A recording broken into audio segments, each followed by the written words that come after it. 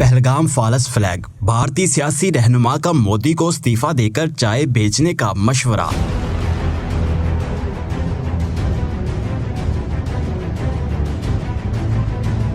Pahalgam false flag हमले के बाद भारत में वजीर आजम नरेंद्र मोदी पर कड़ी तनकीद का सिलसिला जारी है। सोशल मीडिया पर एक भारतीय सियासी रहनुमा की वीडियो वायरल हो रही है जिसमें उन्होंने मोदी को सख्त तनकीद का निशाना बनाते हुए कहा है कि मोदी को वजीर आजम के ओहदे से मुस्तफी होकर दोबारा चाय बेचनी चाहिए। रहनुमा का कहना था कि मोदी 2016 से अब तक दहशतगर्दी के खात्मे का दावा करते आ रहे हैं, लेकिन 2025 तक भी सूरत-ए-हाल वैसी ही है। उन्होंने पुलवामा हमले, आर्टिकल 370 की मनसूखी और फौज की सियासत में मुदाखलत पर भी मोदी सरकार को आड़े हाथों लिया। उन्होंने वजीर दाखिला और कौमी सलामती के मशीर अजीत डोल को भी कड़ी तनकीद का निशाना बनाया और कहा कि उम्मत शाह रियासती खरीदने और हुकूमत साजी की साजिशों में मसरूफ है, जबकि अजीत डोल खुद को जेम्स बॉन्ड का परदादा समझते हैं। सियासी तज्जियाकारों का कहना है कि ये बयानात इस बात की अक्कासी करते हैं कि मोदी हुकूमत पर भारत में एतमाद तेजी से कम हो रहा है